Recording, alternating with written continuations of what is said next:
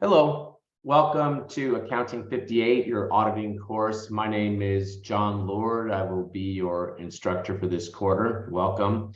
I wanted to post this video to Canvas so that I can help you to navigate through Canvas and the course and walk through the syllabus with you, just to give you a feeling as to how we're going to conduct the class this quarter. A little bit about my background. This is actually my second quarter teaching at De Anza. I have a fairly extensive amount of teaching experience. I have taught the CPA exam for going on nearly 30 years. So I've taught with an organization called Becker Professional Education, and I teach the auditing section of the CPA exam, which is directly relevant to this course, as well as the financial and BEC. I don't teach regulation. I'm not a tax CPA. I'm an auditor. I worked for the federal government for 26 years, and in that capacity, I earned my CPA. I worked for an agency called the Government Accountability Office and did a variety of financial statement audits of the consolidated financials of the financial statements of the federal government.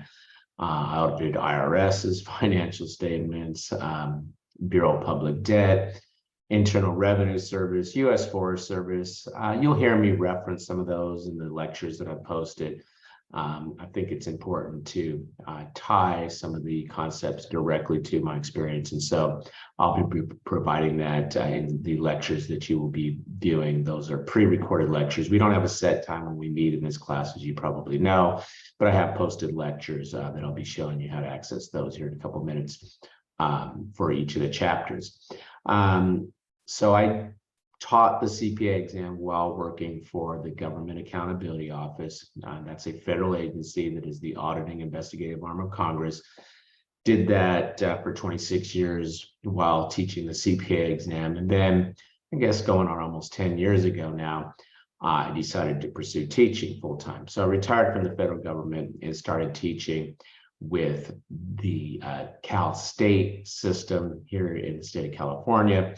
So I taught classes at San Jose State and San Francisco State, and I have retired from that. After working about 10 years teaching for the state, I retired, and now I continue to teach, obviously, for De Anza, but also I teach at Stanford here in the Bay Area. I'm located in the East Bay, and I teach for Stanford. I teach an introduction to financial accounting class for the School of Management Science and Engineering, and also for the School of Medicine. I've probably been doing that going on about 3 or 4 years now.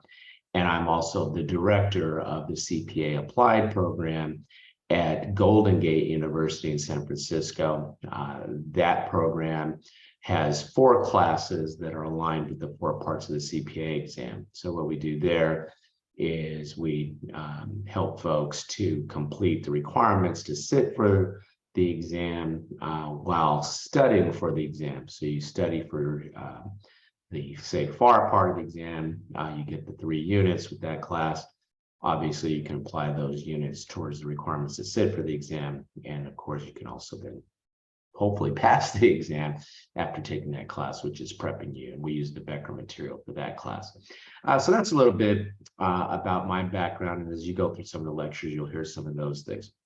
So what I want to do today is go through, show you where some key things are on Canvas, and walk through the syllabus with you. That's really, and show you about the textbook information and how you can access sample homework questions and whatnot in what they call Connect. That's a McGraw-Hill product. So let's just go ahead and start to navigate that, and you'll see how some of these things work. But you can see the office hour link. Click on that, and I'll show you the office hours here in a couple of seconds on the syllabus. And you will be able to come into Zoom. I'll admit you in. Sometimes I'll have the waiting room set up. If somebody is already in the office hours, sort of like, you know, in the brick and mortar days when you come to the office, Zoom time, right? You'd come to the office and you have to wait in the hallway for the instructor. Maybe you've never been through that because that's now going back sometime. But that's sort of how that's working. Just imagine the virtual hallway, if you will. And then I'll admit you in once the person before you, first come, first serve, right, has gone ahead and completed their office visit with me. Now, that's the link there, and I'll show you the times. This is the syllabus. Okay, now you'll click on that and open it. I'm not going to click on it because I've already opened it. So I'm going to have to sit here and watch, files load into my desktop as we go along. So let's go ahead and turn our attention to syllabus. You can see my instructor information. As I mentioned, I am a certified public accountant here in the state of California. You can see my phone number. That's my cell phone. You can text, you can call that number if you want to reach out to me. And then you can see my De Anza email. No particular time, location. This is a purely online class. You can see the dates that we are going to be running this course for the spring quarter. And I'll give you some specific dates and whatnot to exams and that here coming up pretty quick here. Office hours, 10 to 11:30 a.m. at this time. I may push those. That's probably about the time we'll do those. 10 a.m. to 11:30, I think, is the time. Textbook information. It is a McGraw-Hill product. You can see the title of the book, the ISBN number, etc. And then you can see this URL that you will click on that. And when you click on that URL or open that URL, okay, it will take you to this McGraw-Hill login site, which looks like I have lost that now. So it was open there a minute ago. So let me go ahead and open that hyperlink. Okay, and because I already have, and you may very well already have a McGraw-Hill account, it's simply asking me to sign in. If you don't, what it'll do is it'll ask you to start to register your email and that sort of thing. I'm sure you've dealt with that before when you've used a website for the first time. And they will either ask you, if you haven't already, to provide your credit card, or you can choose that option, but I recommend you choose the 2-week trial period to give you an opportunity to feel for the material, see how it's being helpful to you, that sort of thing. Okay, so I do recommend using that 2-week trial period that they're going to offer you, and you have to follow that link. That link will take you directly to the Connect material. Not directly, you'll have to go through this registration process, but once you do that, and by the way, McGraw-Hill's customer service is pretty good. If you run into problems, I generally recommend you reach out to them and talk to them about the difficulties you may be experiencing. But once you click on that, okay, then and you go in, it will allow you to, where am I? Okay, see the homework, and there are other classes here, guys, that I have, but you can come over, and your class will be this one. Okay, it says winter spring 2023. I taught this same class in the spring and the winter. I'm teaching this quarter, so you'll click on that, okay, and you will see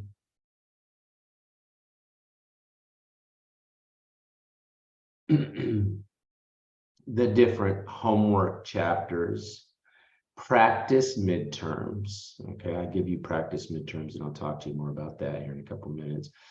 And essentially, the practice midterms and the homework are all here. Okay, practice final. I'll talk to you more how the exams are going to work here in a minute. So these are here to help you. Okay, now maybe this is a good time for me to go ahead and point directly to, and we'll come back to the course objectives, but I want to go directly to the syllabus, okay, to the points, right? Probably the grading, and you're probably the thing you're most interested in. Our grade will come from examinations. There'll be 3 of them, 2 midterms and a final, 100 points each for a total of 300 points. And then there'll be a guest speaker write-up. I'm going to put the guest speaker write-up about the middle of the quarter here, about the middle of May. You'll see that information for the guest speaker write-up. And I have a rubric where I'm going to be asking you to give me a response to a series of questions relevant to our guest speaker. I am going to be recording that lecture, that guest speaker lecture in Zoom. You don't have to come at a certain time. I'll record it. I'll post the recording. I'll have the speaker slides there. And then you'll also be able to do the 3-page write-up. Guys, I'm not particularly harsh on how I grade this, but you do need to get that in. And you'll need to get that in by the end of the quarter. And I'll show you the dates here in a couple seconds. Those are our grade elements. So the reason I came straight to this right now is if you go back and you see those homework, sometimes students will say, well, how many points am I going to get from the homework? And the answer is none. Okay, don't really see homework as an end to itself. I see it as a means to an end, and I want to give you the opportunity to see the homework as something to benefit you, not something to penalize you with, whatever, but something that will help you. And then you also can practice for your midterms and stuff there. Now, sometimes students decide, since I am not necessarily getting points for the homework, and since I am going to be talking about potential midterm questions as I go through the lecture and showing you those, some students feel that's sufficient to prepare them for the exam. Other students would like to acquire this material and see that it is being helpful to them as they prep for their exams. Thus, my advice, again, which is to take advantage of the 2-week trial period.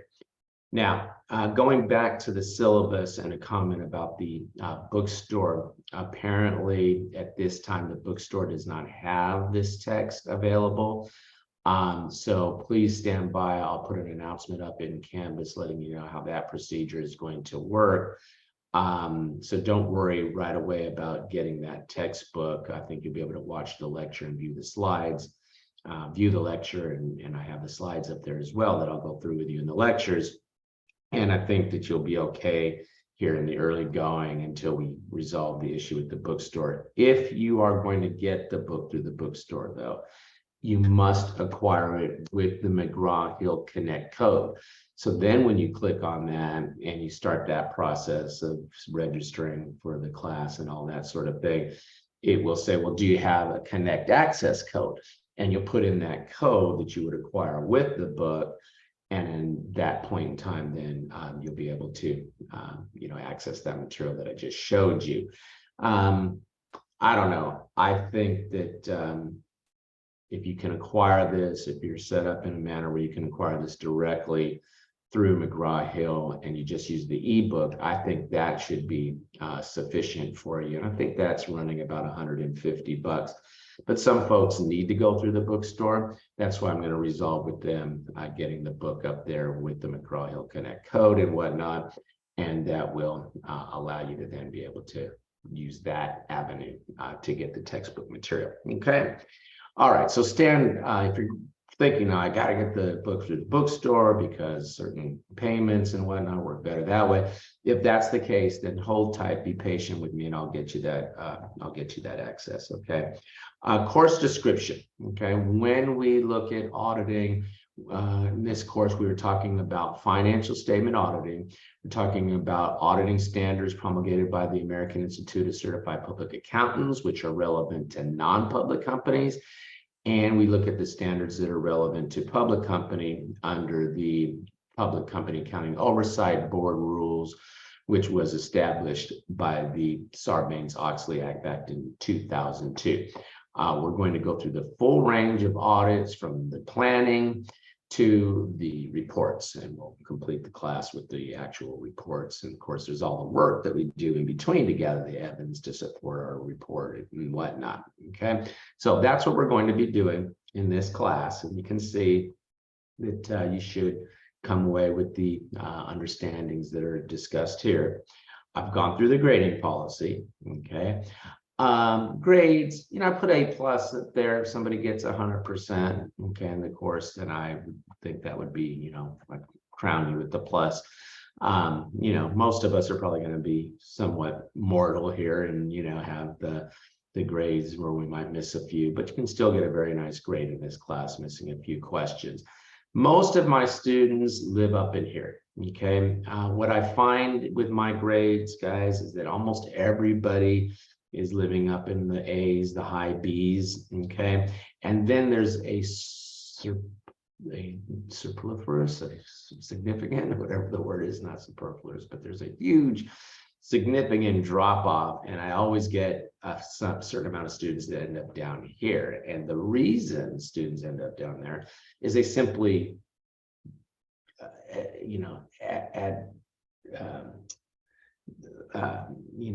unofficially drop out of the class. Okay. And they don't do anything. They don't take the exams. They don't turn into the guest speaker, and you end up down here. Okay. Look, it's up to you to make sure that you are going along with the course, okay, taking the exams when they're due and whatnot. And if you do that, I don't see any reason why you shouldn't be up here. But if you start missing exams and that, and I'm not the most patient guy for missing exams, okay, then you start to end up down here. Okay, so when you look, as I said, if you get a 0 on the exam, I'm not going to be making up exams and whatnot. Don't cheat. There's no reason to cheat in this class. Okay, I'm going to prepare you for everything you need. You can read through the potential bad things that'll happen if you somehow found yourself cheating. Okay, but you take a look and you can see the exam date. So what I do is I open the exam on the Monday starting that week. So it'll open it on May 8th, for example, that first exam. And forgive me, I always forget to check what the Friday would be on that. So if it opens on May 8th, that's the Monday, okay, it will stay open, and I'll leave that open until Sunday the 14th. Okay, so I leave it open. It opens at 12 a.m. That's when it's still dark outside, right? Midnight, 12 a.m. on the 8th. And then I will leave it open until May 14th at 11:59. At 11:59, boom, it closes. Okay, that's giving you a full week. You pick the day and the time within that week, within that 1 week window as to when you want to take the exam. I give you 3 hours to work 20 multiple choice questions worth 4 points each, and then 1 objective format question. Often it's matching. They're going to be worth 20 points total, or 4 or 5 points per element. There's different things you have to match, and you can't get partial credit on that. That totals up to the 100 points on the exam. And again, you have that 1 week window. Choose a 3-hour time period within that 1 week window to complete the exam.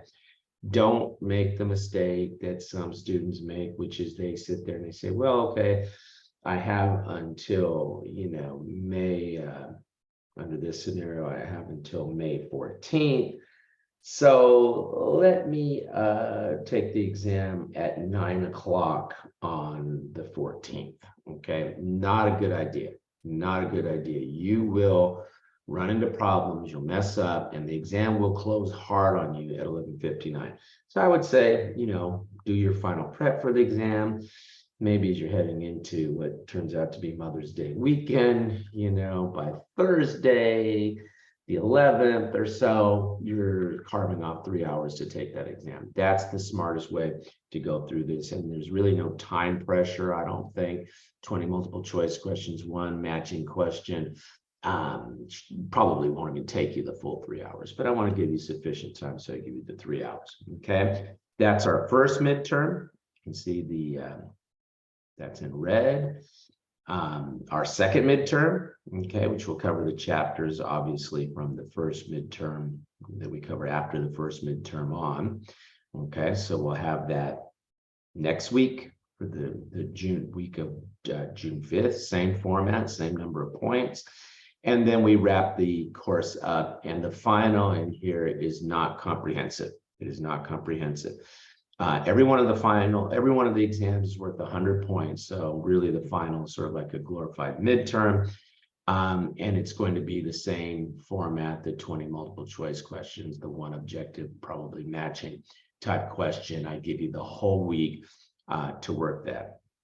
I'll give you more information about the due date of the guest speaker, but I can tell you now that if we're doing that, finals week, June 26th, because I have to go to grades, I'll make that due, and it'll be due